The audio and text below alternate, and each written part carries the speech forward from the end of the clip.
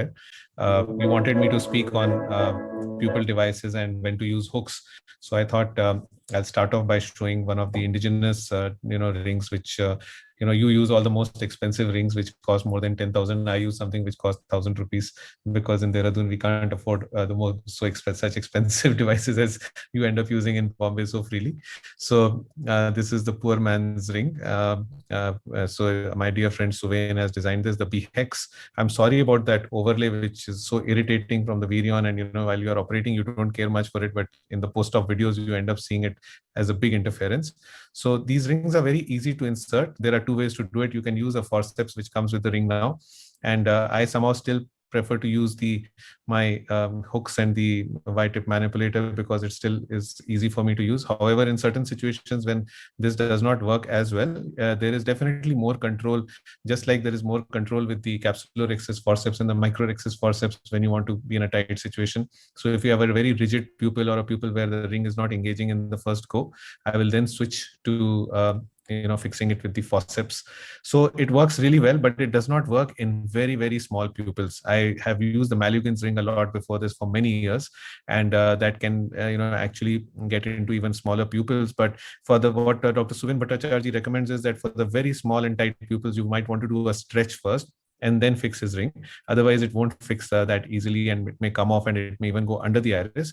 But it's a beautiful ring. It goes in from a very, very small incision. It's quite reasonably priced, and you can actually keep a stock of these rings for the difficult day, and makes life very easy, and has been I've used it in lots of cases now, and it works well. It can even be used with the femtosecond laser, because it requires only a very small paracentesis incision to insert the ring. And with that, you can actually put the ring and then explant it, and then go and do these put it for the femto part of the procedure, and then come back and finish the surgery. So removing it is also pretty easy. You can see here, of course, that it tends to sometimes go under the iris, and you have to be careful.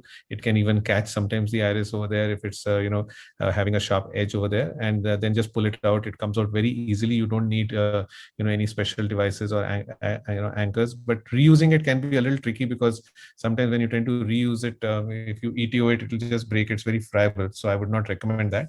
Now, this is my favorite ring. I've been using this for maybe more than 10 years, and I'm sure Cyrus and Keki sir have been using it as well. It's beautiful to use. I remember seeing very beautiful videos of Dr. Keki sir using the Malugins ring. And Boris is a dear friend. He's really changed the life of the small pupil phacosurgeons. And this can be implanted very easily and engaged very easily. Let me run you through this. And once that is done, you can actually becomes very, very easy to go through with the surgery. Now, removing it is the other part, which is very, very important to know. You disengage it from all the four sides, and then you have the injector with which you can engage it. And while you pull it back, you will have to press it here. If you don't do that, then it will get stuck there and it won't come out. So you have to gently ease it over there. Those two scrolls have to go one on top of each other, and it comes out well. Now, sometimes you'll have a complication. This was one of my cases where I had a situation where after I did the rhexis, and then I wanted to proceed with the surgery, it became a small pupil. This is more than a 10-15-year-old video, but here we got stuck with the Malugins ring because it caught on to the rhexis. So as we try to put this, so be very, very careful if you put it after the rhexis has been made. Sometimes it will catch on to the rhexis and you will be in a situation it can break the rhexis.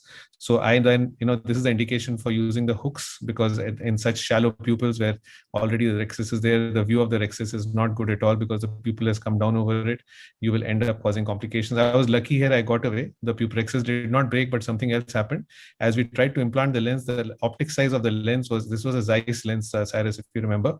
The optic was bigger, and I was doing a wound-assisted injection. The lens opened above the Malugins ring, and the size of the optic was bigger than the Malugins ring. So there was no way that it's going to go through. I kept struggling for a long time, but obviously it wouldn't have gone through. This is all in retrospect that I understood that why it wasn't going through. I was thinking that these lenses go through a rhexis so easily, why it won't go through the Malugins ring, but it doesn't. And eventually, we had to explant the lens, we had to explant the Malugins ring, and there was a back dehiscence. So it was like a disaster case, but we ended up managing this by putting in a ACIOL. If I remember, this lady still comes to me after 15 years, and she's so scared she hasn't got the second eye done even till now, because I took 45 minutes to do this case for her. And I'll finish off by showing you one hooks case. where this case was referred to me by one of my colleagues. She started the surgery for an intumescent cataract. The pupil came down. She tried to convert to a can opener, and then the pupil became so small she abandoned it and put an air bubble. So now I was stuck with this funny situation. I went in and stained the capsule for whatever was left of it. And here is an indication for using the iris hooks, because you don't know what's behind. So unless you're confident that you know what's right behind it, you should not attempt to put in these rings. Now, this was a tight situation because there was this lens which was really sticky. 2 days post-op, it had become very, very sticky to the capsule. The nucleus was very difficult to tackle there, and I had to bring out the nucleus in a very, very gradual way, and we were lucky that we got away. And then, of course, the cortex again can be very, very sticky.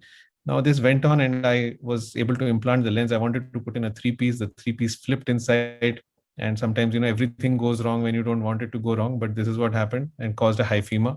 So I had to deal with another complication here.